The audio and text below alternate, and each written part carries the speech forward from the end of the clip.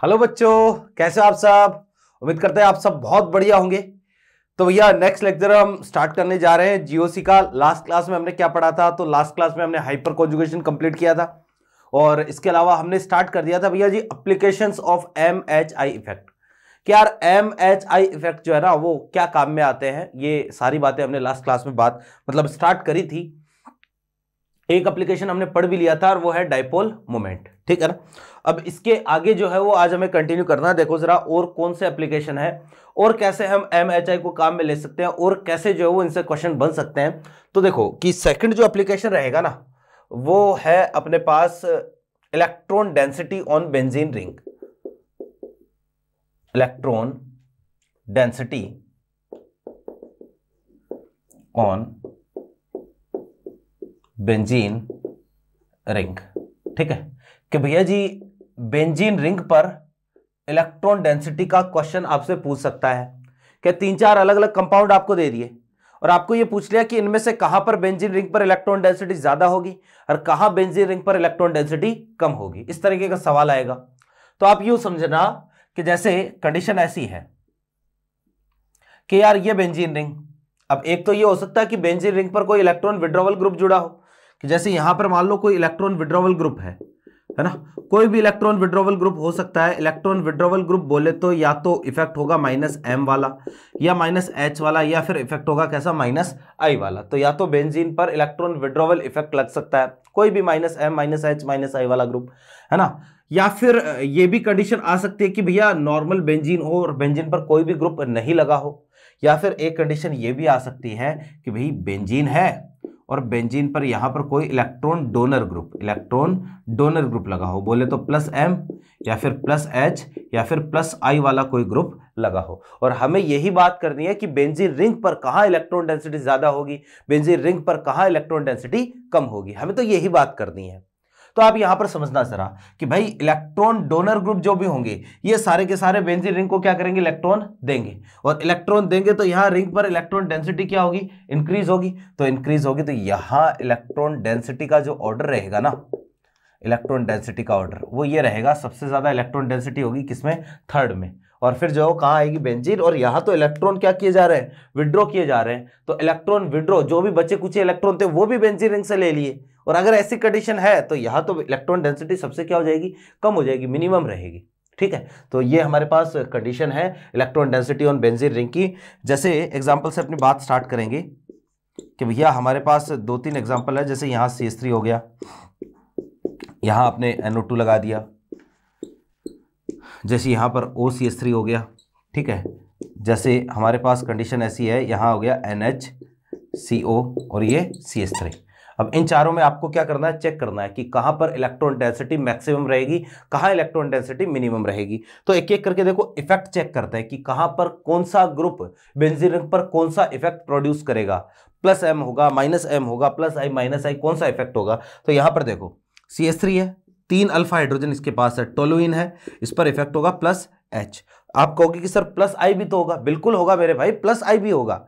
लेकिन पहले किसको प्रेफरेंस देनी है, पहले H को प्रेफरेंस देनी है। लास्ट क्लास में मैंने आपको प्रायोरिटी ऑर्डर बताया था कि रेजोनेंस, हाइपर कॉन्जुगेशन और इंडक्टिव इफेक्ट में सबसे ज्यादा प्रेफरेंस आप पहले किसको चेक करोगे, रेजोनेंस को चेक करोगे, मेसोमेरिक इफेक्ट को चेक करोगे। बिना रेजोनेंस के मेसोमेरिक इफेक्ट होता नहीं है।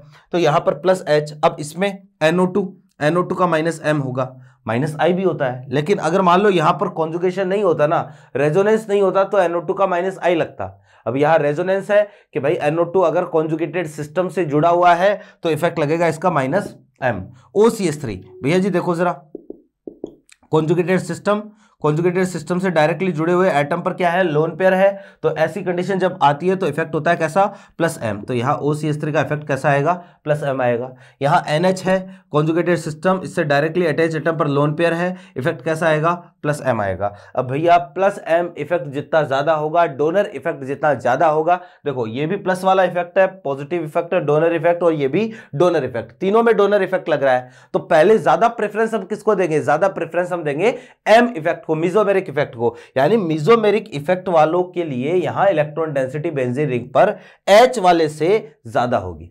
अब इन दोनों में किसका मेसोमेरिक इफेक्ट ज्यादा है? तो भैया ऑर्डर लिखवा रखा है OCH3 का मेसोमेरिक इफेक्ट ज्यादा होता है, तो इलेक्ट्रॉन डेंसिटी का ऑर्डर ये रहेगा थर्ड, फिर आएगा फोर्थ, फिर आएगा कौन सा फर्स्ट। और ये वाला तो क्या कर रहा है, बेंजीन से इलेक्ट्रॉन विड्रॉ कर रहा है, और बेंजीन से अगर इलेक्ट्रॉन विड्रॉ कर लिए तो यहां तो बेंजीन रिंग पर इलेक्ट्रॉन डेंसिटी सबसे कम होगी, तो फिर कौन सा आएगा, सेकंड। ये लो जी, ये हमारे पास इलेक्ट्रॉन डेंसिटी का क्या है, ऑर्डर है। ठीक है, जैसे एक एग्जांपल और लेते हैं कि भैया हमारे पास कंडीशन ऐसी है कि जैसे यहां NO2 लगा है, यहां CN लगा है, यहां पर हमारे पास है जी CHO, है ना, और एक कंडीशन ऐसी है कि यहां पर मान लो है अपने पास कुछ और जैसे एल्काइल ग्रुप जोड़ देते हैं CH3, ऐसी कंडीशन है।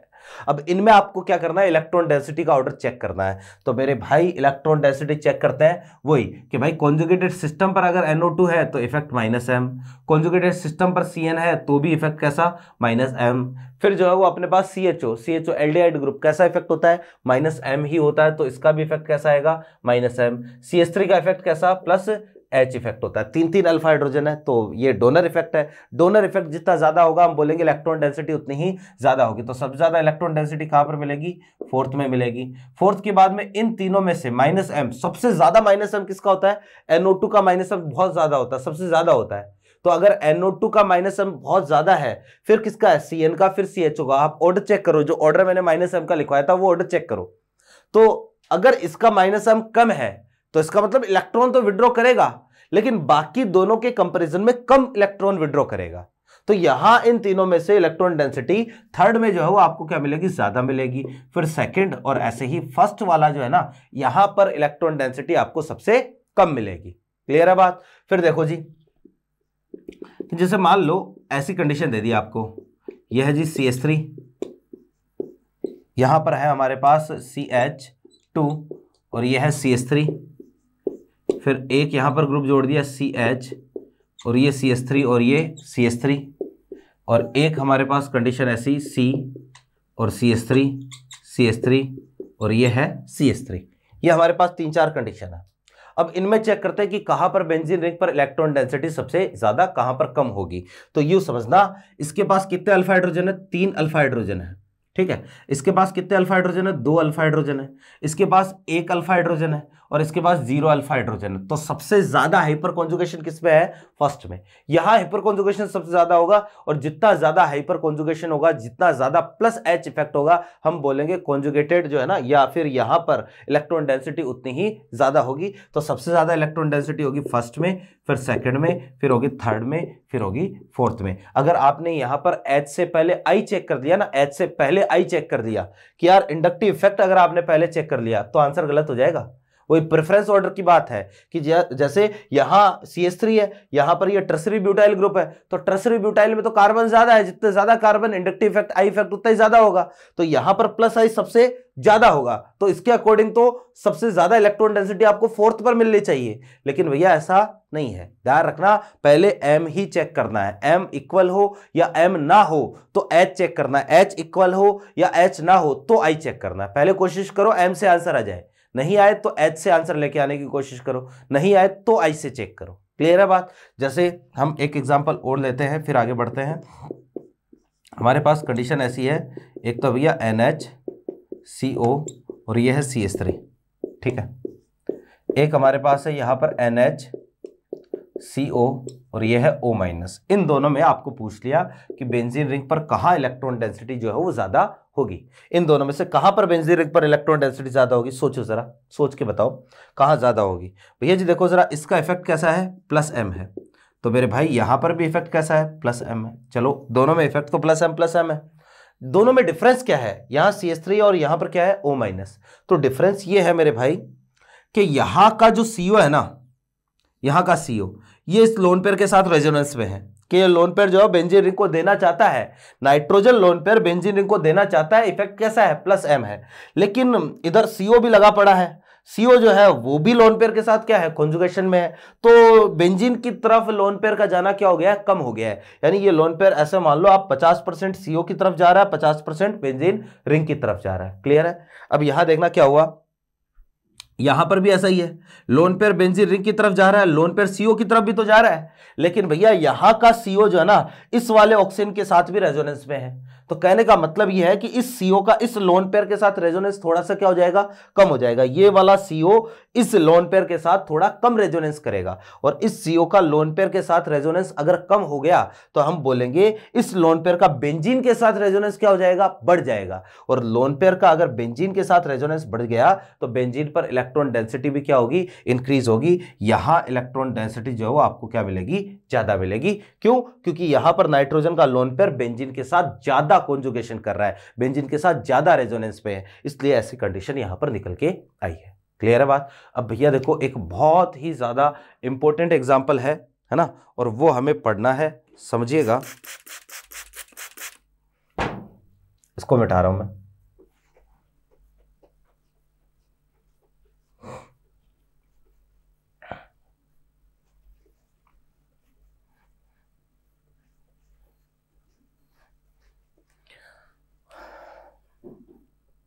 यही हम बात कर रहे हैं जी, electron density on benzene ring की, है ना।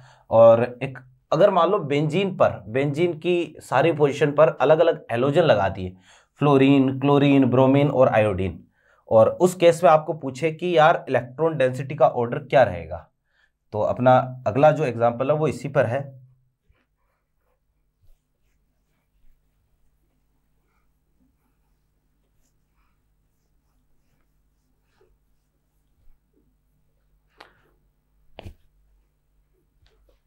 हाँ जी, देखो एक एग्जाम्पल है और बहुत ही इंपॉर्टेंट एग्जाम्पल है, ध्यान रखना। और बहुत सारी जगह जो है वो ये आपको देखने को मिलेगा, और बहुत सारी जगह जो है वो एग्जाम में हो सकता है पूछ भी ले, है ना। कि भाई कंडीशन ऐसी है कि बेंजीन पर यहां पर जुड़ा है फ्लोरीन, ठीक है, बेंजीन पर यहां पर क्लोरीन, फिर बेंजीन रिंग, यहां पर है ब्रोमीन, और बेंजीन पर यहां पर जुड़ा है आयोडीन, ठीक है। ऐसी कंडीशन है, ये 4 कंडीशन है, और इन चारों में हमें क्या करना है, इन चारों में आपको इलेक्ट्रॉन डेंसिटी का ऑर्डर बताना है कि यार बेंजीन रिंग पर इलेक्ट्रॉन डेंसिटी कहां ज्यादा होगी, कहां कम होगी। अब मैंने आपको ये कहा था कि हैलोजन के केस में, हैलोजन के 2 इफेक्ट होते हैं, ध्यान से देखो जरा, हैलोजन के 2 इफेक्ट होते हैं। हैलोजन प्लस M इफेक्ट होता है, माइनस I होता है। आपको माइनस I को प्लस M पर क्या करना है, डोमिनेट करना है। क्या हैलोजन के केस में माइनस I जो है वो ज्यादा डोमिनेट होता है। मैं यहां पर ऑर्डर भी लिख देता हूं, तो ऑर्डर ऑफ माइनस I का ऑर्डर क्या रहता है, सबसे ज्यादा माइनस I फ्लोरीन, फिर क्लोरीन, फिर होता है ब्रोमीन, और सबसे कम माइनस I किसका होता है, आयोडीन का होता है। ये हमारे पास कंडीशन होती है हैलोजन के केस में। और ठीक ऐसे ही अगर आप प्लस M का ऑर्डर देखोगे तो ऑर्डर ऑफ प्लस M, तो प्लस M का ऑर्डर क्या रहेगा, ये रहेगा फ्लोरीन, क्लोरीन, ब्रोमीन और ये आयोडीन, ठीक है। अब क्योंकि मैंने कहा कि माइनस I ज्यादा डोमिनेट करता है, तो ये तो क्या करेगा, इलेक्ट्रॉन विड्रॉ करेगा, ये वाला इलेक्ट्रॉन विड्रॉ करेगा, लेकिन उतने नहीं करेगा जितने फ्लोरीन विड्रॉ कर रहा है। तो सबसे ज्यादा इलेक्ट्रॉन डेंसिटी आपको कहां मिलनी चाहिए, यहां पर मिलनी चाहिए। लेकिन मेरे भाई यहां पर इलेक्ट्रॉन डेंसिटी का जो ऑर्डर रहता है ना, वो ये रहता है, इसीलिए ये बहुत ज्यादा इंपॉर्टेंट है कि भैया फ्लोरीन, फ्लोरोबेंजीन पर यहां रिंग पर इलेक्ट्रॉन डेंसिटी जो है ना, इस केस में रिंग पर इलेक्ट्रॉन डेंसिटी सबसे ज्यादा रहती है। अब ऐसा कैसे हुआ, इसका रीजन क्या है, इसका रीजन समझना कि यार रीजन ये है, देखो क्या इन सब में हमें ये तो पता है कि भाई देखो ये प्लस M से इलेक्ट्रॉन दे रहा है, कि फ्लोरीन ने रिंग को इलेक्ट्रॉन दिए, प्लस M से इलेक्ट्रॉन दिए, माइनस I से वापस से खींच लिए, और खींचने की टेंडेंसी ज्यादा, तो ओवरऑल फ्लोरीन ने क्या किया है, इलेक्ट्रॉन खींचे हैं, ठीक है। ऐसे ही इसने भी जो है वो क्या किया, प्लस M से इलेक्ट्रॉन दिए, हर माइनस I से खींच लिए, तो ओवरऑल नेट क्या है, इलेक्ट्रॉन इसने विड्रॉ किए। तो नेट ये भी इलेक्ट्रॉन विड्रॉ कर रहा है, और नेट ये भी इलेक्ट्रॉन क्या कर रहा है, विड्रॉ कर रहा है। अब भैया बात ऐसी है कि देखो प्लस I का ऑर्डर, माइनस I का ऑर्डर, ध्यान से देखो, फ्लोरीन का माइनस I सबसे ज्यादा है। लेकिन मैं एक चीज बता देता हूं कि हैलोजन के माइनस I में कोई इतना ज्यादा डिफरेंस नहीं होता है। इनका माइनस I जो है ना, इसका माइनस I ज्यादा है, लेकिन इनके माइनस I में कोई बहुत ज्यादा डिफरेंस नहीं है, ऑलमोस्ट नियरली इक्वल साक है। माइनस I में कोई ज्यादा डिफरेंस नहीं है, माइनस I लगभग ऑलमोस्ट कैसा है, इक्वल साक है, कि भाई इसका जितना है लगभग उतना ही इसका, थोड़ा सा स्लाइटली, थोड़ा सा, जैसे एक फिगर की बात करें, अगर मान लो ये 20 है तो ये जो है वो 19.97 कुछ ऐसे हो जाएगा। ऐसा कुछ होता नहीं है डिजिट से, लेकिन डिजिट से समझे तो आसानी रहती है। जैसे ये हो जाएगा 19.96, 19.95, तो ऐसा है कि भैया इनके माइनस आई में तो इतना ज्यादा डिफरेंस नहीं है, लेकिन इनके प्लस एम में जो है ना बहुत ज्यादा डिफरेंस है, कि इसका प्लस एम और इसका प्लस एम बहुत ज्यादा डिफरेंस है। फ्लोरीन का प्लस एम आयोडीन के प्लस एम से बहुत ज्यादा है, इसका माइनस आई इसके माइनस आई से बहुत ज्यादा नहीं है। तो माइनस आई से ये इलेक्ट्रॉन विड्रॉ कर रहे हैं, माइनस आई खींचने की टेंडेंसी तो ऑलमोस्ट कैसी है, सिमिलर सी है। लेकिन भैया क्योंकि फ्लोरीन का प्लस एम क्या है, ओवरऑल ज्यादा है आयोडीन से, तो इसलिए जो वो देने की इलेक्ट्रॉन, कि भाई फ्लोरीन ने इलेक्ट्रॉन दिए माइनस आई से खींच लिए, नेट इलेक्ट्रॉन जो है वो क्या किए, विड्रॉ किए। इसने इलेक्ट्रॉन दिए और माइनस आई से खींच लिए, जितने फ्लोरीन ने खींचे उतने ही आयोडीन खींच रहा है, लेकिन फ्लोरीन की इलेक्ट्रॉन देने की टेंडेंसी आयोडीन से क्या है, ज्यादा है। तो ओवरऑल जो है ना आप देखोगे कि फ्लोरीन वाले पर इलेक्ट्रॉन डेंसिटी सबसे ज्यादा रहेगी, यही इसका एक्सप्लेनेशन है। तो एक्सप्लेनेशन कि भैया आई तो ऑलमोस्ट क्या है, हेलोजन का इक्वल है, आई में कोई इतना ज्यादा डिफरेंस नहीं है, लेकिन जो प्लस एम है ना उसमें बहुत ज्यादा डिफरेंस है, और प्लस एम में डिफरेंस होने की वजह से यहां फ्लोरोबेंजीन पर रिंग पर इलेक्ट्रॉन डेंसिटी क्या हो जाती है, सबसे ज्यादा हो जाती है। आई होप मेरी बात आपके समझ में आ गई होगी। ठीक है, तो ये है। नेक्स्ट जो है वो अपन आगे बढ़ते हैं, इसमें देखिएगा। तो ये अपने पास second application, electron density on benzene ring. अगला जो एप्लीकेशन है ना वो है भैया अपने पास, एक काम करते हैं, पहले हम पढ़ते हैं बॉन्ड लेंथ। ठीक है, कि next application is bond length.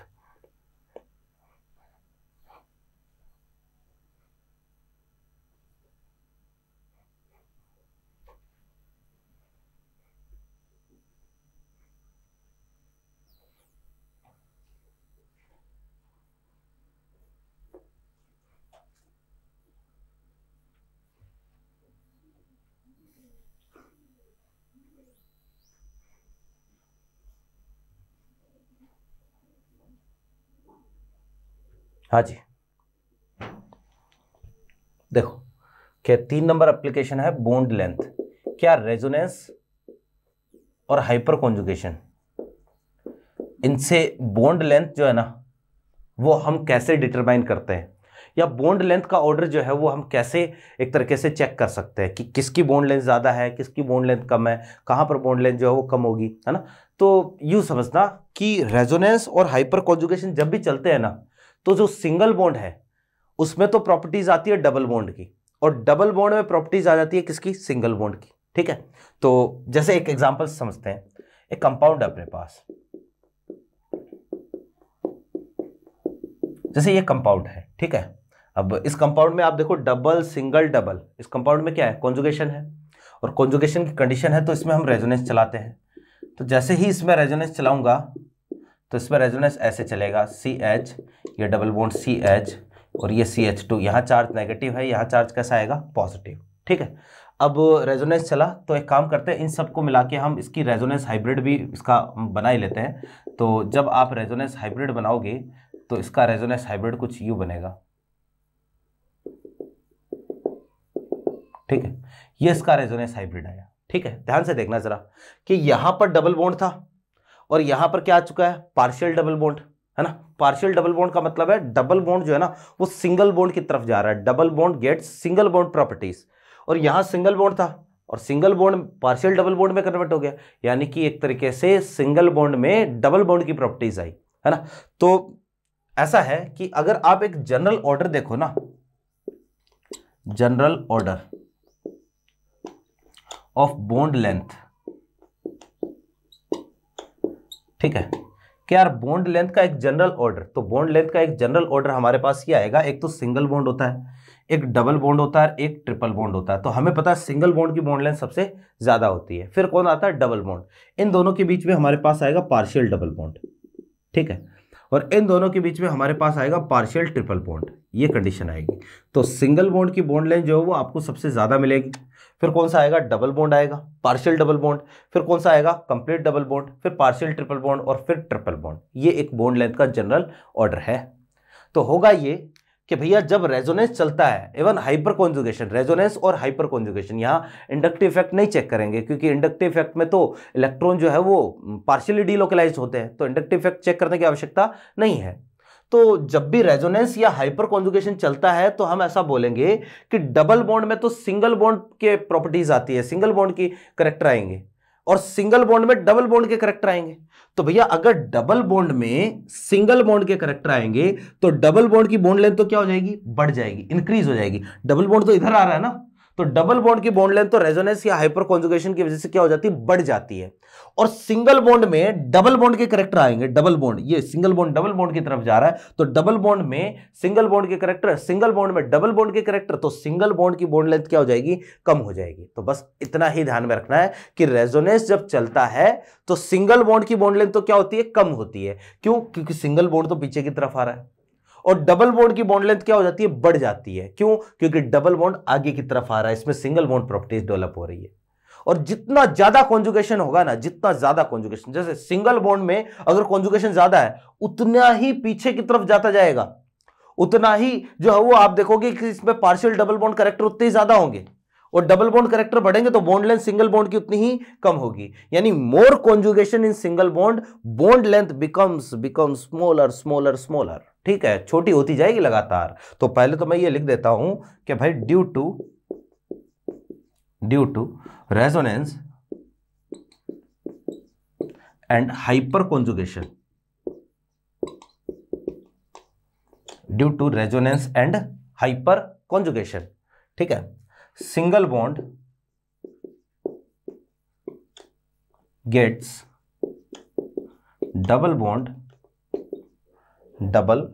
Bond properties.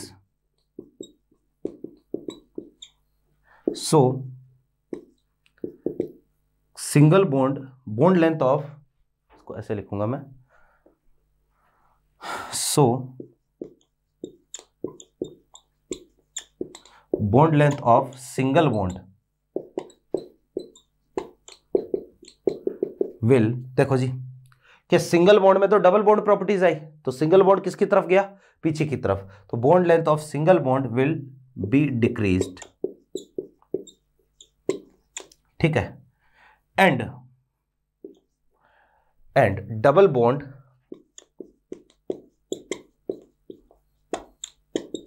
Will gets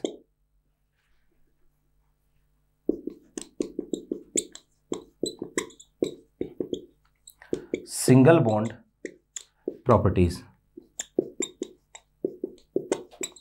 ठीक है। So bond length of double bond will be increased, ठीक है। तो ऐसा है कि भैया सिंगल बॉन्ड में तो डबल बॉन्ड की प्रॉपर्टीज आएगी, तो सिंगल बॉन्ड की बॉन्ड लेंथ तो क्या हो गई, डिक्रीज हो गई, और डबल बॉन्ड में सिंगल बॉन्ड की प्रॉपर्टीज आएगी तो डबल बॉन्ड की बॉन्ड लेंथ उतनी क्या होगी, बढ़ेगी। ये तो है हमारे पास कंडीशन, ठीक है। अब देखो कि भाई वही बात कि जितना ज्यादा सिंगल बॉन्ड में कॉन्जुगेशन होगा, है ना, बॉन्ड लेंथ लगातार उतनी ही कम होगी, और जितना ज्यादा डबल बॉन्ड में कॉन्जुगेशन होगा बॉन्ड लेंथ उतनी ही ज्यादा होगी। चलो ठीक है, ये तो हो गया। अब इसी पर हम प्रैक्टिस करते हैं, देखना जरा, इसी पर प्रैक्टिस करते हैं, है ना। कुछ एग्जाम्पल लेते हैं, एग्जाम्पल से ही इसको हम समझेंगे।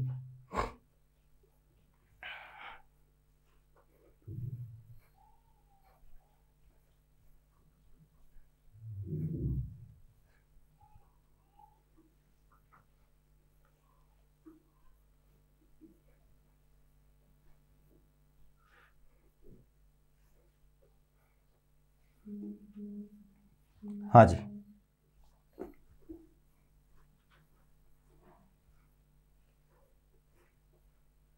कि भाई देखो जरा, एग्जाम्पल ऐसा है, एक कंपाउंड लेते हैं, है ना।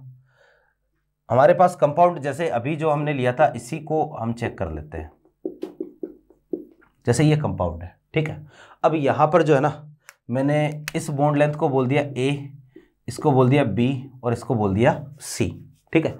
और आपको ये कंपेयर करवा लिया कि यार A B C में से कौन सी ज़्यादा होगी, कौन सी कम होगी।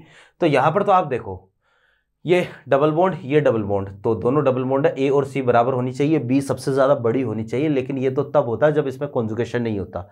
अब इसमें रेजोनेंस हुआ, अभी हमने रेजोनेंस हाइब्रिड भी बनाया, तो इसमें डबल बॉन्ड करेक्टर आ गए, इसमें इसमें सिंगल बॉन्ड करेक्टर आ गए, पार्शियल डबल बॉन्ड में कन्वर्ट हो गया ना ये। इसमें जो है वो डबल बॉन्ड करेक्टर आ गए, ये भी पार्शियल डबल बॉन्ड में कन्वर्ट हो गया, और ये भी पार्शियल डबल बॉन्ड में कन्वर्ट हो गया। सारे के सारे एक्चुअल में पार्शियल डबल बॉन्ड में कन्वर्ट हो चुके हैं, और सारे के सारे पार्शियल डबल बॉन्ड में कन्वर्ट हो गए। इसका मतलब ये है कि भैया हर जगह का बॉन्ड ऑर्डर क्या हो जाएगा, इक्वल हो जाएगा, और सबका बॉन्ड ऑर्डर अगर इक्वल हो गया तो सबकी बॉन्ड लेंथ भी क्या हो जाएगी, बराबर हो जाएगी। यह रेजोनेंस के कारण हुआ है कि बॉन्ड लेंथ जो ए, बी और सी तीनों क्या है, इक्वल है, बराबर है। जैसे आप यूँ समझो, जैसे बेंजीन की बात हम कर लेते हैं। अब बेंजीन है ना, जैसे ये वाला बॉन्ड जो है वो क्या है ए, ये वाला बॉन्ड है बी।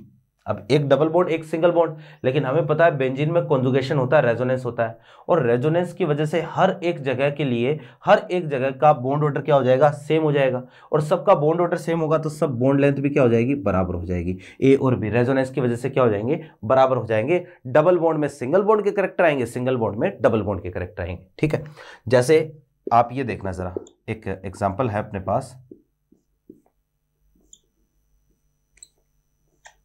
ठीक है, अब यहां पर बोल दिया ये है मान लो ए, ये वाला जो है वो अपने पास है बी, फिर ये वाला है सी, और ये वाला बॉन्ड है डी। ठीक है, अच्छा इसको जो है वो मैं ई बोल देता हूं, ई। ठीक है, ये हमारे पास कंडीशन है। जो सिंगल बॉन्ड है ना, ये जो सिंगल बॉन्ड है, this single bond is marked as E. को ठीक कर दूं थोड़ा सा,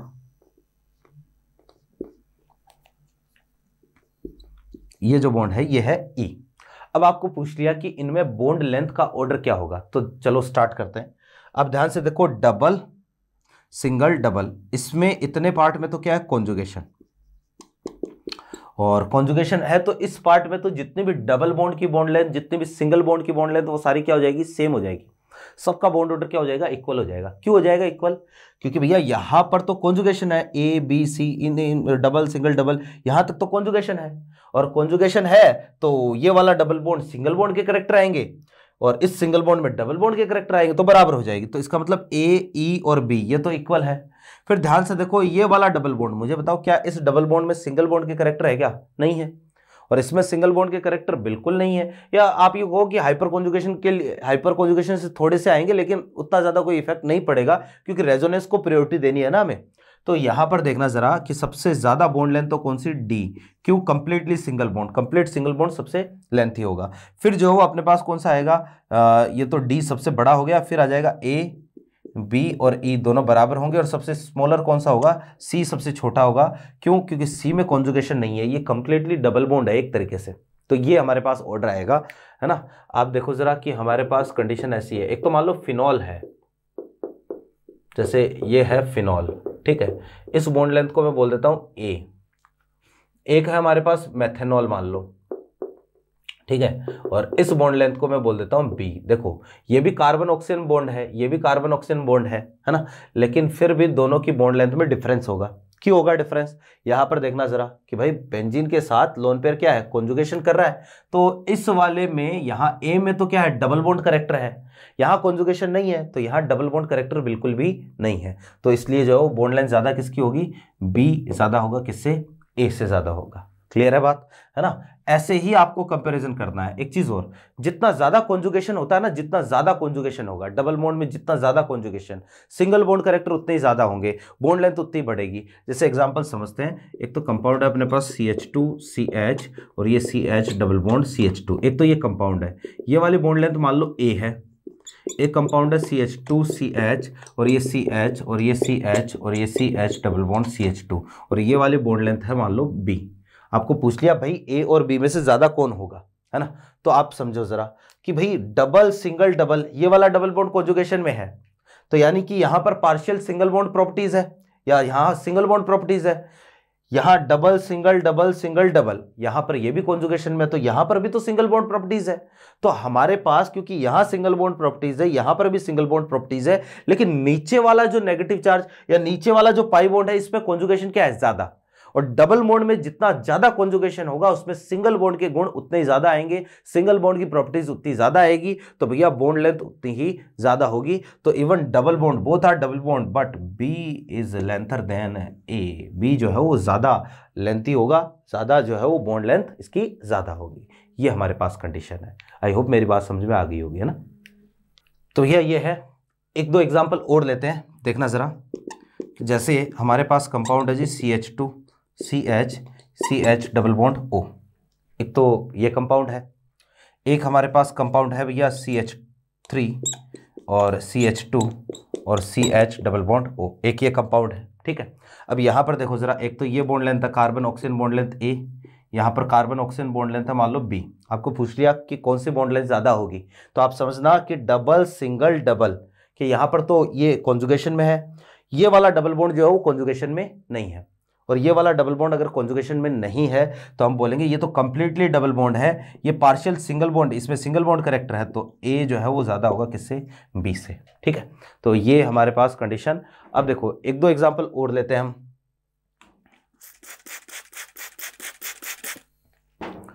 अच्छा भाई, एल्कीन अगर आ जाए, मान लो कोई एल्कीन आ जाए जिसमें रेजोनेंस ना हो, तो वहां पर भी बॉन्ड लेंथ जो है ना, वहां बॉन्ड लेंथ आप कैसे चेक करोगे, वहां बॉन्ड लेंथ आप चेक करोगे हाइपर कॉन्जुगेशन से, है ना। जैसे पहले इस पर एक दो स्पेशल केस लेते हैं, फिर इसके बाद में हम एल्कीन वाली बात करेंगे।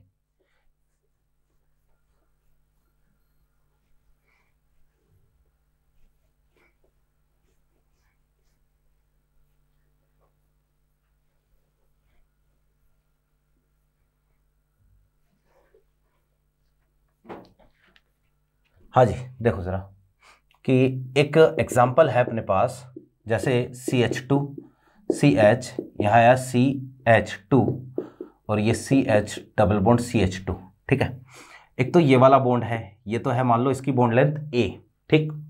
एक कंडीशन ऐसी है कि CH2 CH और ये CH और ये CH2, एक मान लो ये कंडीशन है अपने पास क्या, B। आपको इन दोनों को कंपेयर करना है ना, A को और B को आपस में कंपैरिजन करता है, और बॉन्ड लेंथ हमें चेक करनी है कि कहां पर बॉन्ड लेंथ ज्यादा होगी कहां कम होगी। तो डबल सिंगल डबल रेजोनेंस है, डबल सिंगल डबल, यहां पर भी रेजोनेंस है। यहां देखो कि ये वाला डबल सिंगल सिंगल डबल, ये दोनों आपस में रेजोनेंस नहीं है, तो आप ये बोल सकते हो कि इस वाले में रेजोनेंस जो है ना इतने पार्ट में रेजोनेंस है ना, और इसमें भी रेजोनेंस इतने ही पार्ट में। देखने पर लग रहा है दोनों में रेजोनेंस क्या है, इक्वल है। देखने पर ऐसा ही लग रहा है कि यार डबल सिंगल डबल, इधर रेजोनेंस है, डबल सिंगल डबल, तो देखने पर लग रहा है दोनों में रेजोनेंस इक्वल है। यहां देखना ये वाला डबल बॉन्ड जो है ना वो केवल इस डबल बॉन्ड के साथ कॉन्जुगेशन कर रहा है, लेकिन मेरे भाई यहां ये जो डबल बॉन्ड है ना, ये डबल सिंगल डबल, ये वाला डबल बॉन्ड इधर भी कॉन्जुगेशन कर रहा है। तो इस डबल बॉन्ड में क्रॉस कॉन्जुगेशन है, क्रॉस कॉन्जुगेशन, ठीक है। यहां पर जो है वो डबल बॉन्ड में कॉन्जुगेशन कैसा हो गया, क्रॉस हो गया, इसको क्रॉस कॉन्जुगेशन बोलते हैं। शायद मैंने आपको टाइप ऑफ कॉन्जुगेशन नहीं बताए थे, है ना, और नहीं बताए तो मैं दोबारा एक बार छोटा सा यहां पर ब्रीफ रिव्यू दे देता हूं। देखो जी, क्रॉस कॉन्जुगेशन क्या होता है, कॉन्जुगेशन यहां पर मैं बता देता हूं, टाइप्स ऑफ कॉन्जुगेशन, ठीक है। तो होता यह है कि भाई सबसे पहला तो होता है लीनियर कॉन्जुगेशन, तीन तरीके के होते हैं। एक तो होता है लीनियर कॉन्जुगेशन, ठीक है, बहुत ही आसान सा है कि यार अगर रेजोनेंस जो चल रहा है या जो कॉन्जुगेशन है ना वो लीनियरली चल रहा है, कि डबल सिंगल ऐसे लीनियरली कॉन्जुगेशन चल रहा है, तो this is known as linear conjugation. जैसे ये वाला जो एग्जांपल है वो अपने पास लीनियर कॉन्जुगेशन का है। जैसे ये जो एग्जांपल है ना, ये हमारे पास लीनियर कॉन्जुगेशन का है ना। जैसे ये जो एग्जांपल है, ये सारे के सारे एग्जांपल लीनियर कॉन्जुगेशन के हैं। इवन यहाँ रिंग में भी लीनियर कॉन्जुगेशन जो है इसको हम लीनियर ही कंसिडर करते हैं, कि अगर रिंग में पूरी रिंग में कॉन्जुगेशन ना हो तो conjugation will be consider as linear conjugation, कि डबल सिंगल डबल, है ना। तो ये जो कॉन्जुगेशन है ये भी कैसा है, लीनियर कॉन्जुगेशन ही हम मानेंगे। जैसे इवन यहाँ तक भी अगर दे दिया कि भाई डबल सिंगल पॉजिटिव, तो ये पूरा complete conjugation treated as linear conjugation. लेकिन अगर पूरी रिंग में जो है ना कॉन्जुगेशन हो गया तो उसको हम साइक्लिक कॉन्जुगेशन बोलते हैं। तो दूसरा जो कॉन्जुगेशन हमारे पास आता है ना वो आता है साइक्लिक कॉन्जुगेशन, ठीक है। Second conjugation is cyclic conjugation, और साइक्लिक कॉन्जुगेशन का मतलब हो गया कि यार पूरी रिंग में कॉन्जुगेशन होगा, कंप्लीट पूरा साइकिल अगर बने, पूरा एक सर्कल बन रहा है, साइकिल बन रहा है, तो इसको हम बोलेंगे साइक्लिक कॉन्जुगेशन। जैसे ये वाली कंडीशन आ गई हमारे पास, बेंजीन है ना, डबल सिंगल पूरी रिंग में कॉन्जुगेशन आ गया। जैसे हमारे पास ये आ गया 1,3 ब्यूटाडाइइन, साइक्लो 1,3 ब्यूटाडाइइन, डबल सिंगल पूरी रिंग में कॉन्जुगेशन है। जैसे हमारे पास ये आ गया, है ना, इन सब में क्या होगा ना, पूरी रिंग में कॉन्जुगेशन होगा, तो this is known as cyclic conjugation. और तीसरी जो कंडीशन आती है ना कॉन्जुगेशन में, ये हमारे पास आती है भैया, इसको हम बोलते हैं क्रॉस कॉन्जुगेशन। क्रॉस कॉन्जुगेशन, अब ये बहुत ही इंपॉर्टेंट कंडीशन है और बहुत सारे जो है वो कंपाउंड में आपको क्रॉस कॉन्जुगेशन की कंडीशन देखने को मिलती है, ठीक है ना। तो यहां पर क्या होता है, जैसे मान लो एक एटम है कोई ए, है ना, और यहां पर कोई एटम है, मान लो कोई एक्स जुड़ा है और यहां पर है कोई बी, ठीक है। तो यहां कंडीशन ऐसी होगी, ए पर लोन पेयर रहेगा या नेगेटिव चार्ज जो भी है, A and x will be in conjugation. In conjugation कहने का मतलब ए और एक्स में रेजोनेंस होगा, ये दोनों कॉन्जुगेशन में होंगे। Even be and x will be also in conjugation, ठीक है, कि भाई बी और एक्स भी जो है वो क्या रहेंगे, कॉन्जुगेशन में रहेंगे। लेकिन भाई ए और बी का आपस में कोई लेना देना नहीं होगा, ए और बी कॉन्जुगेशन में नहीं रहेंगे, but A and B will not be in conjugation.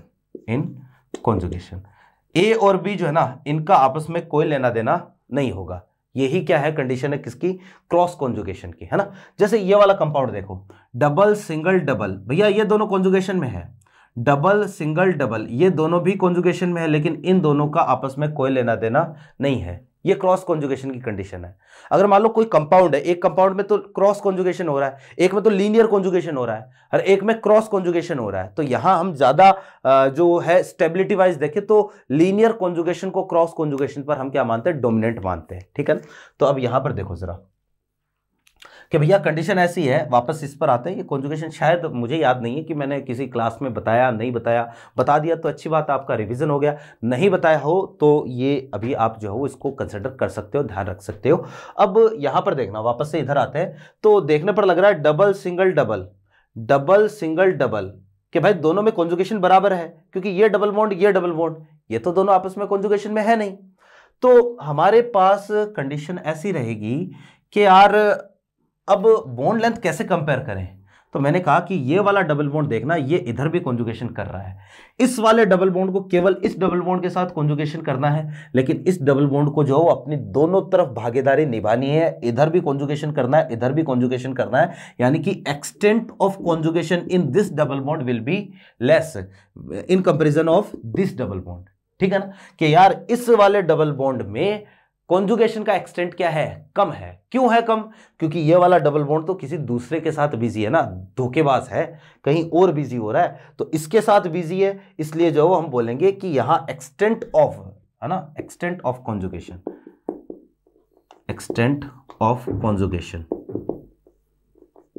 Conjugation is less, ठीक है। और यहां जो है वो क्या है, कॉन्जुगेशन ज्यादा है, और डबल बॉन्ड में जितना ज्यादा कॉन्जुगेशन होगा हम बोलेंगे बॉन्ड लेंथ उतनी ही ज्यादा होगी। तो अगर इन दोनों को कंपेयर करोगे तो B is greater than A, ये कंडीशन है।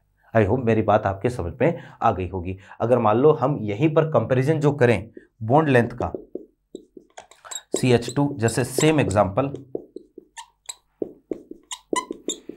है ना, और ये वाला कंडीशन CH और ये CH डबल बॉन्ड, ये CH2, ठीक है। एक तो मान लो ये वाला बॉन्ड है, मान लो इसकी बॉन्ड लेंथ है A और इसकी बॉन्ड लेंथ है B। अब इन दोनों को कंपेयर करना है, ठीक है।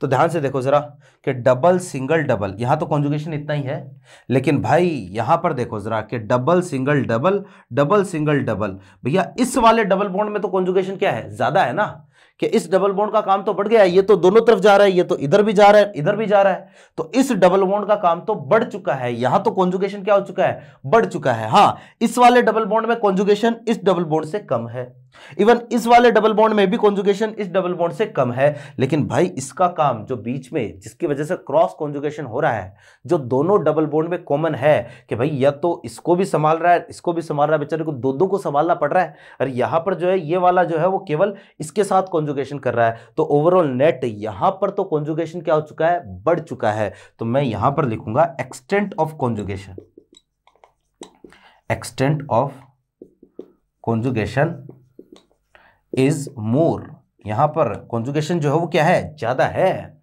और अब यहां कॉन्जुगेशन ज्यादा, तो अब कौन बड़ा होगा, A is greater than B।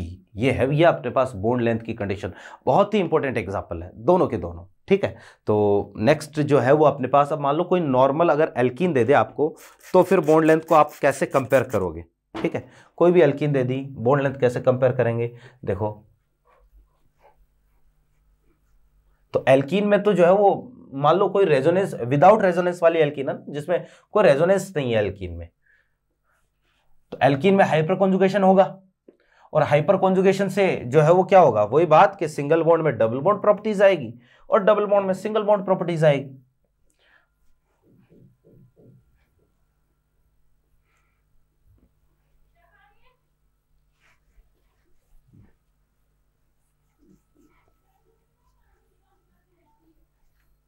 हाँ जी,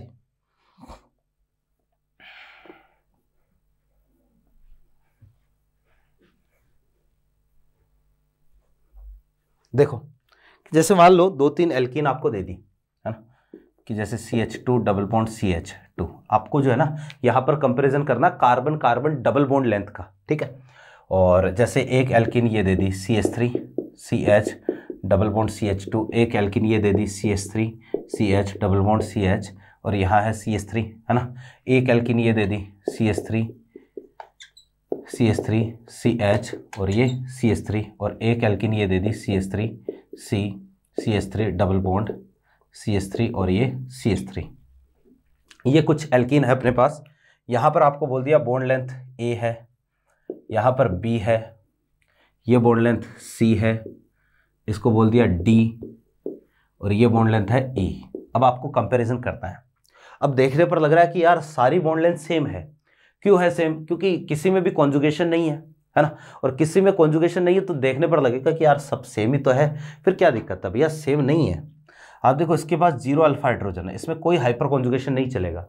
इसके पास 3 अल्फा हाइड्रोजन है, हाइपर कॉन्जुगेशन थोड़ा चला, 6 अल्फा हाइड्रोजन थोड़ा और हाइपर कॉन्जुगेशन चला, 9 अल्फा हाइड्रोजन थोड़ा और चला, इसके पास 12 अल्फा हाइड्रोजन थोड़ा और हाइपर कॉन्जुगेशन चला। जैसे जैसे आप इधर से उधर जाओगे हाइपर कॉन्जुगेशन का एक्सटेंट क्या हो रहा है, बढ़ रहा है। जितना ज्यादा हाइपर कॉन्जुगेशन होगा ना, हम बोलेंगे कि डबल बॉन्ड में उतनी ही ज्यादा सिंगल बॉन्ड करैक्टर आएंगे, उतनी ज्यादा प्रॉपर्टीज होगी सिंगल बॉन्ड की, तो बॉन्ड लेंथ उतनी ही ज्यादा बढ़ेगी। तो इधर से इधर जाऊंगा तो हम बोलेंगे कि भैया हाइपर कॉन्जुगेशन बढ़ रहा है तो बॉन्ड लेंथ क्या होगी, इंक्रीज होगी। सबसे ज्यादा E में, फिर D, फिर C, फिर B, और सबसे कम बॉन्ड लेंथ किसकी होगी, A की। This will be the order of bond length. Okay, तो आई होप मेरे बातें ये आपके सारी चीज़ें समझ में आई होगी अच्छे से। ये थी बॉन्ड लेंथ। एप्लीकेशन बहुत ही इंपॉर्टेंट है, नीट के लिहाज से भी इंपॉर्टेंट है और जेई के लिहाज से भी इंपॉर्टेंट है।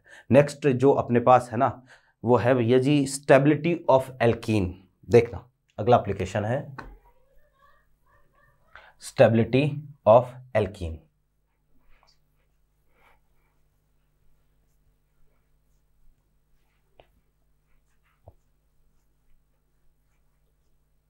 हाँ जी,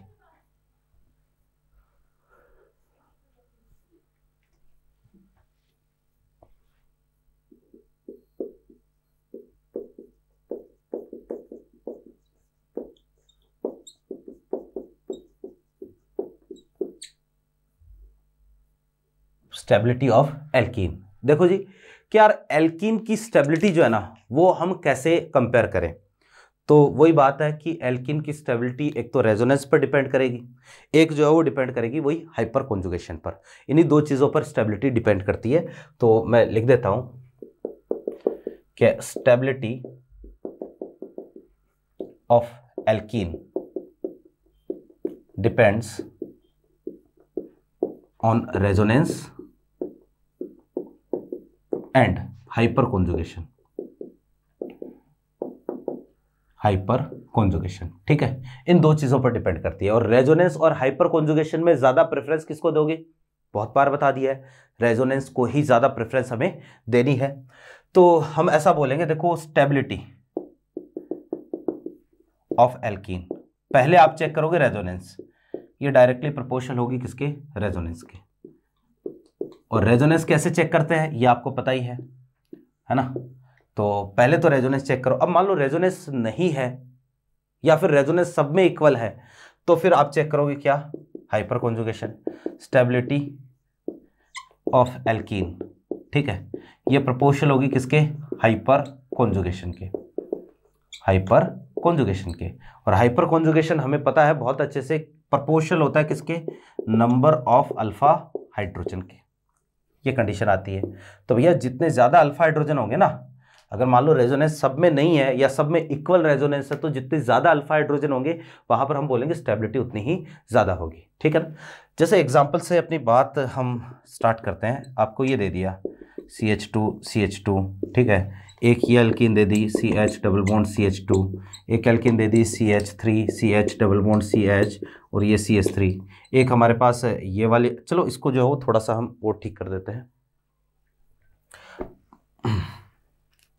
हमारे पास ये एल्कीन है CH3 C double bond C और ये CH3 H और ये H, एक एल्कीन ये है CH3 CH डबल बॉन्ड और ये CH3 और ये H, और एक एल्कीन है CH3, यहाँ है CH3 डबल बॉन्ड CH3 और ये H, और एक और लास्ट एल्कीन है CH3 डबल बॉन्ड और ये CH3 और ये CH3, ठीक है।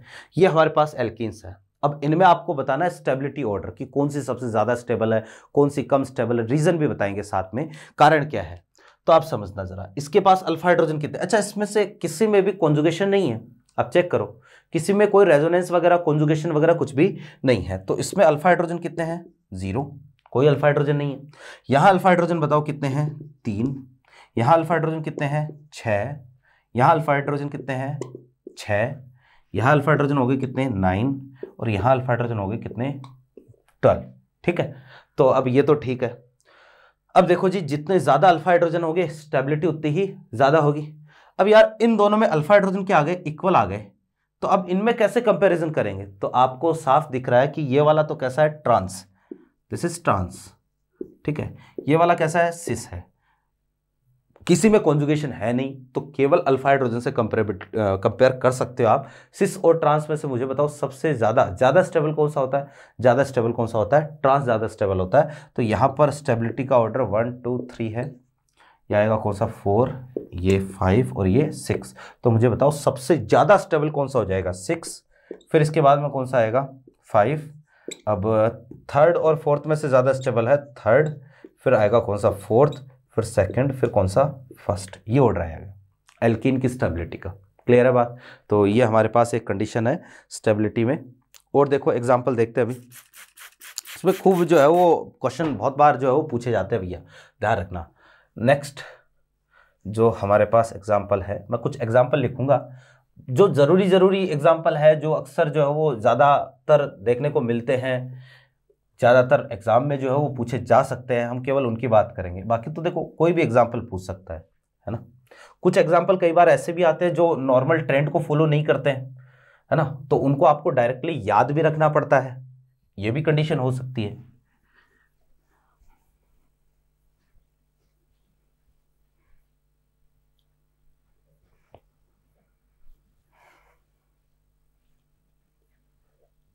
हाँ जी, देखो जैसे कुछ एल्कीन में लिख रहा हूं, है ना, पहले मैं लिख देता हूं और फिर आपको इनमें क्या करनी है, स्टेबिलिटी कंपेयर करनी है आपस में।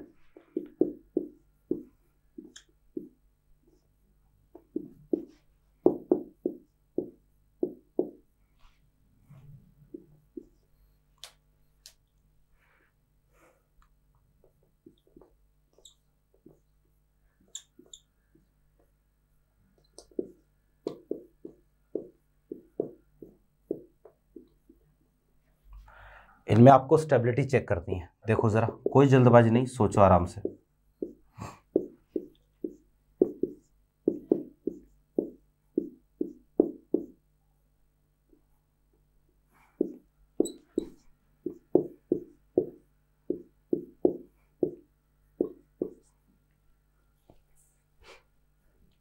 ये तो सेम ही हो गए ना दोनों।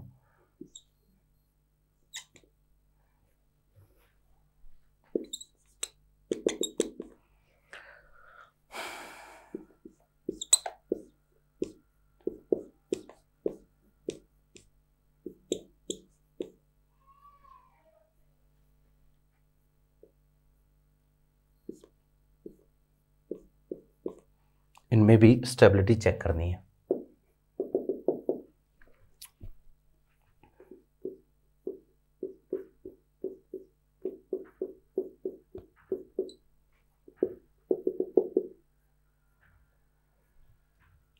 हाँ जी, देखो ज़रा स्टार्ट करते हैं, आओ। तो सबसे पहले यहाँ पर देखना कि भाई इनमें से चेक कर लो किसी में कोई कॉन्जुगेशन वगैरह तो नहीं है। तो यहाँ पर मेरे ख्याल से कॉन्जुगेशन तो किसी में भी आपको नज़र नहीं आएगा, है ही नहीं, है ना, क्योंकि कॉन्जुगेशन की कोई कंडीशन है ही नहीं। चलो ठीक है, फिर चेक करते हैं अल्फा हाइड्रोजन। तो यहाँ पर देखना अल्फा हाइड्रोजन, ये कार्बन अल्फा अल्फा अल्फा और अल्फा, तो 3 3 6, 6 और 2 8 और 2 10, 10 अल्फा हाइड्रोजन यहाँ पर है।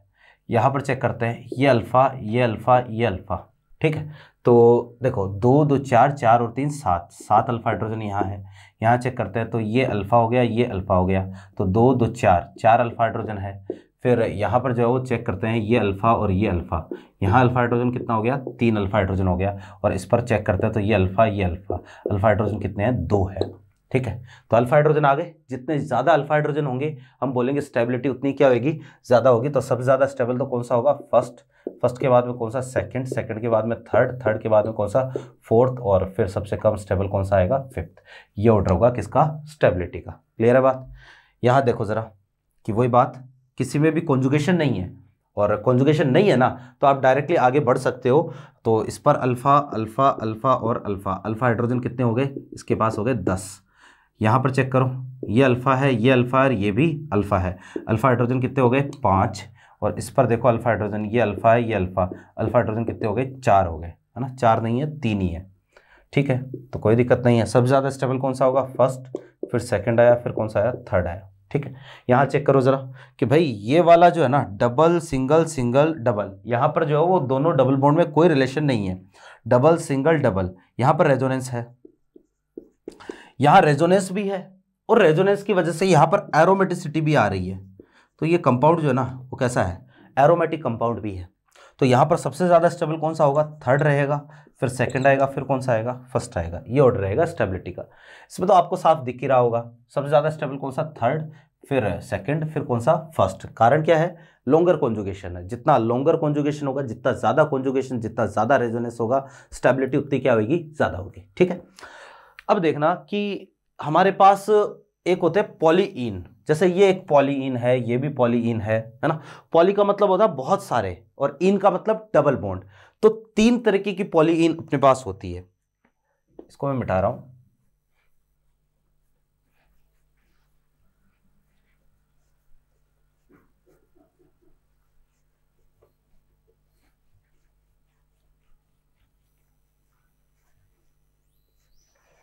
हाँ जी, देखो ऐसा है, टाइप्स ऑफ पॉलीईन, ये इसी में है, स्टेबिलिटी ऑफ एल्कीन में ही, टाइप्स ऑफ पॉलीईन्स, ठीक है। देखो पॉली का मतलब बहुत सारे, इन का मतलब डबल बॉन्ड, यानी ऐसे कंपाउंड जिनमें बहुत सारे डबल बॉन्ड हो। 3 तरीके की होती है। सबसे पहले एक होती है जिसको हम बोलते हैं भैया क्युमुलेटेड, क्युमुलेटेड पॉलीईन, इनको क्युमुलिन्स भी बोलते हैं, ठीक है, क्युमुलिन्स।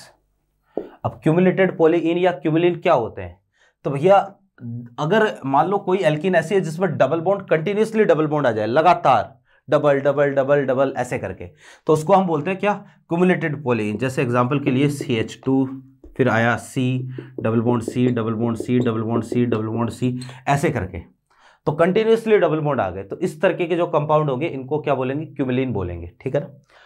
फिर इसके बाद देखो जरा, दूसरा जो है अपने पास वो है कॉन्जुगेटेड, कॉन्जुगेटेड पॉलीईन, ठीक है।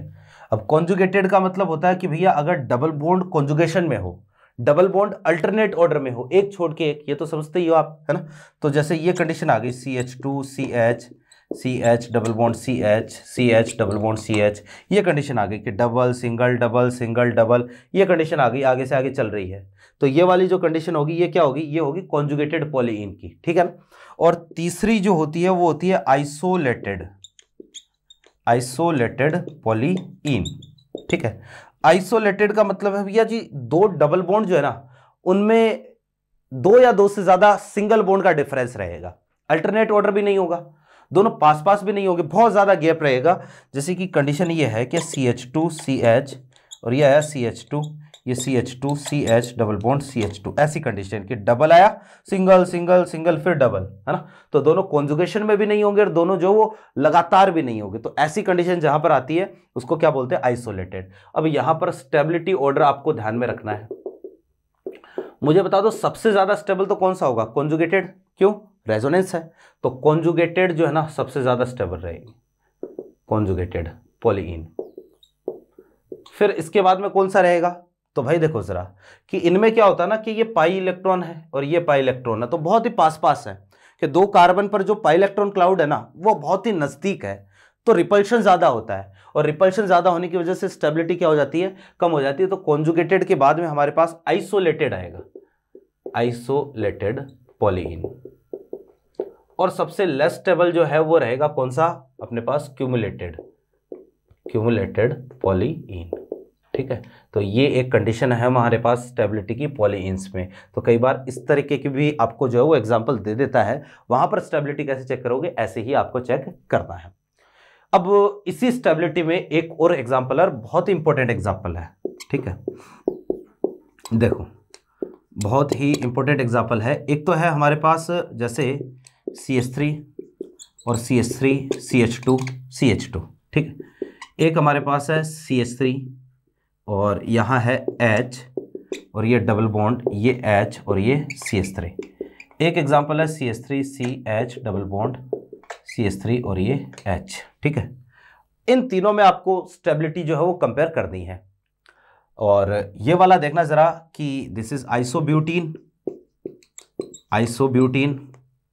ये वाला है ट्रांस 2 ब्यूटीन और ये है भैया जी सिस 2 ब्यूटीन। ठीक है, तीन हमारे पास अलग अलग डिफरेंट एल्कीन है। अब इन तीनों एल्कीन में आप देखना जरा कि ये तो है अपने पास डबल बॉन्डेड कार्बन, है ना, ये अल्फा, ये अल्फा, अल्फा हाइड्रोजन कितने हो गए, 6। तीनों में जो है वो हम कॉन्जुगेशन तो देख नहीं सकते, है ही नहीं कॉन्जुगेशन। तो आप अल्फा हाइड्रोजन ही चेक करोगे, तो यहां अल्फा हाइड्रोजन 6, इसके पास भी अल्फा हाइड्रोजन, ये अल्फा हो गया, ये अल्फा हो गया, 6 अल्फा हाइड्रोजन है। यहां पर भी 6 अल्फा हाइड्रोजन है। इन सब के पास जो है वो अल्फा हाइड्रोजन क्या आ गए, इक्वल आ गए मेरे भाई, कि अल्फा हाइड्रोजन तो बराबर है ना, सब में अल्फा हाइड्रोजन बराबर है, ये अल्फा, ये अल्फा। ठीक है, तो अब कैसे चेक करें, तो यहां तो हमें साफ दिख रहा है कि ये वाला ट्रांस है, ये वाला सिस है, तो trans is more stable than cis. चलो ठीक है, लेकिन अब आइसोब्यूटीन और ट्रांस में से कैसे चेक करें, क्या चेक करें, तो मैं बता देता हूं कि भैया आइसोब्यूटीन जो होती है ना, आइसोब्यूटीन सबसे ज्यादा स्टेबल होती है। फिर होता है ट्रांस 2 ब्यूटीन और फिर स्टेबिलिटी में सिस 2 ब्यूटीन। ये हमारे पास स्टेबिलिटी का ऑर्डर आता है। अब ये ऑर्डर कैसे आया, तो इसके लिए मैं बता देता हूं। देखो बहुत सारे अलग अलग बुक्स में अलग अलग तरीके के एक्सप्लेनेशन यहां पर दिए होते हैं, है ना, कि भाई जैसे आपको ज़्यादातर बुक्स में तो नहीं मिलेगा, लेकिन ये कोचिंग वाले जो टीचर्स होते हैं ना, इनकी कॉपी में हो सकता है ये एक्सप्लेनेशन मिले। इवन मैं भी जो है वो लिखवा देता हूँ ये एक्सप्लेनेशन, लेकिन मैं यहाँ पर ये आपको सजेस्ट नहीं करूँगा, क्योंकि जो एक्सप्लेनेशन ज़्यादातर लिखवाते हैं मेरे ख्याल से वो ज़्यादा सही नहीं है। कि भाई लोग ये बोलते हैं कि यहाँ पर जब हाइपर कॉन्जुगेशन चलेगा ना तो इसमें 1 डिग्री कार्बन आयन बनेगा, और यहां जब हाइपर कॉन्जुगेशन बनेगा चलेगा तो इसमें 2 डिग्री कार्बन आयन बनेगा। जैसे एग्जांपल से इसको समझ लेते हैं ना, कि भाई एक तो आइसोब्यूटीन है, आइसोब्यूटीन है, ठीक है, कि ये आइसोब्यूटीन अपने पास, ये CH3 और ये CH2। एक हमारे पास ट्रांस है, ये है जी ट्रांस 2 ब्यूटीन, ये CH3, ये H और ये H। ठीक है, अब हाइपर कॉन्जुगेशन कैसे चलता है, तो अल्फा हाइड्रोजन, कार्बन और हाइड्रोजन के बीच का जो बॉन्ड है वो शिफ्ट होता है। यहां पर ये वाला बॉन्ड शिफ्ट होगा इधर, तो ये वाले बॉन्ड के इलेक्ट्रॉन इधर, यहाँ ये वाला बॉन्ड शिफ्ट होगा इधर, तो ये वाले बॉन्ड के इलेक्ट्रॉन इधर। ठीक है, तो यहाँ देखो जरा कि इसकी हाइपर कॉन्जुगेशन से स्ट्रक्चर कुछ ऐसी बनी, ये H, यहाँ डबल बॉन्ड C और ये CH3, यहाँ आ जाएगा CH2 और ये नेगेटिव और ये H+। ठीक है, और यहाँ पर हाइपर कॉन्जुगेशन से स्ट्रक्चर ये बनेगी H C H और ये H+, ये डबल बॉन्ड C H, ये नेगेटिव, ये H। ठीक है, और यहाँ आ जाएगा CH3। ये कार्बेनाइन देखो जरा 2 डिग्री कार्बेनाइन है, ठीक है, और ये वाला कार्बेनाइन देखो 1 डिग्री कार्बेनाइन है। तो अब इसको ऐसे बताया जाता है कि भाई 2 डिग्री कार्बेनाइन जो है ना कम स्टेबल होता है, 1 डिग्री ज्यादा स्टेबल होता है। तो क्योंकि ये वाला कार्बेनाइन ज्यादा स्टेबल है तो इसलिए ये जल्दी बनेगा, इसमें जल्दी हाइपर कॉन्जुगेशन होगा, तो ये ज्यादा स्टेबल है। ये रीजन अक्सर आपको कई जगह देखने को मिलेगा, लेकिन ये ज्यादा सही नहीं है। इसका ज्यादा ठीक रीजन जो है ना वो ये है कि भैया यहां इस कार्बन पर डोनर इफेक्ट ज्यादा है, कि भाई डोनर इफेक्ट ज्यादा है, दो जो है वो यहां पर CH3 है, और जो हाइपर कॉन्जुगेशन चल रहा है ना वो एक ही कार्बन पर चल रहा है, और यहां पर जो है 2 अलग अलग कार्बन पर हाइपर कॉन्जुगेशन चल रहा है। और भैया हाइपर कॉन्जुगेशन एक ही कार्बन पर चलने की वजह से अट्रैक्शन ज्यादा है, यहां पर मोर अट्रैक्शन है, ज्यादा अट्रैक्शन होने की वजह से ये ज्यादा स्टेबल है, ठीक है ना। तो जितना ज्यादा अट्रैक्शन होगा स्टेबिलिटी उतनी ही ज्यादा होगी। बाकी आपको जो है वो ज्यादा डेप्थ में रीजन पर नहीं जाना है, कुछ भी लिखवाए तुम्हारे टीचर पर मैं कहता हूं कि बिलीव करो, है ना, और टीचर पर भरोसा करोगे तो तुम्हारी नैया पार हो जाएगी। बाकी जो है तुम एक्स्ट्रा ज्ञान झाड़ने की कोशिश करोगे, ज़्यादा जो PhD करने की कोशिश करोगे, तो भाई कुछ नहीं रखा है इन सब चीज़ों में, PhD तुम्हें नहीं करनी है। मैं साफ बोल देता हूँ कि भाई कई बार जो है वो एक रिपीटर की बात करते हैं, एक रिपीट जो बार बार नीट के एग्ज़ाम की जो तैयारी करते हैं बच्चे, बार बार कई बार उनको रिपीट करने की आवश्यकता पड़ जाती है, तो रिपीट करते हैं, रिपीट करते करते कई बार वो इतने ज़्यादा इंटेलिजेंट हो जाते हैं कि भाई वो जो है वो कंपैरिजन करने लगते हैं ना। तो कंपेयर करना अच्छी चीज़ें होती है, अच्छी बात होती है, कंपेयर किया करो, है ना। क्वालिटी होनी चाहिए, नोट्स में क्वालिटी होनी चाहिए, लेकिन भैया उस क्वालिटी के चक्कर में आप अपने टीचर पर विश्वास करना छोड़ दो ना, तो ये मेरे ख्याल से सही नहीं होता है ना। जहाँ आपने टीचर पर विश्वास करना बंद कर दिया वहाँ पर आप अपने लक्ष्य से जो है वो एक कदम पीछे हो जाएंगे, ठीक है ना। तो टीचर पर भरोसा करो। और ये थी आज की क्लास, स्टेबिलिटी ऑफ एल्कीन, है ना। और नेक्स्ट जो भी एप्लीकेशन है, heat of hydrogenation, heat of combustion, acidic strength, basic strength, हम धीरे धीरे जो वो एक ही क्लास में इनको कवर करते जाएंगे। तो उम्मीद करते हैं क्लास जो है वो आपको समझ में आई होगी। किसी भी प्रकार का कोई भी डाउट हो तो NCERT पढ़े, और हो सकता है मैं यहाँ पर कुछ चीज़ गलत बोल जाऊँ, कई बार ये भी हो सकता है, सामने टोकने वाला कोई नहीं है, तो जो चीज़ NCERT में लिखी है फाइनल वो ही चीज़ सही होगी। क्लियर है बात। तो ये मैं डिस्क्लेमर यहाँ पर दे देता हूँ, जो NCERT में है, NCERT जो है वो भैया अपनी बाइबल है, गीता है, कुरान है, सब कुछ NCERT है, जो उसमें लिखा है वो सही है, ठीक है ना। हालांकि ऐसा कुछ हुआ नहीं है, लेकिन फिर भी आपको ये चीज़ ध्यान में रखनी है। और बाकी जो है वो आप पढ़ाई कर ही रहे होंगे, है ना। यहाँ से हम मिलते हैं नेक्स्ट क्लास में, तब तक के लिए खूब पढ़ाई करें, खूब मन लगा के पढ़ाई करें, है ना। मिलते हैं नेक्स्ट क्लास में। Thank you.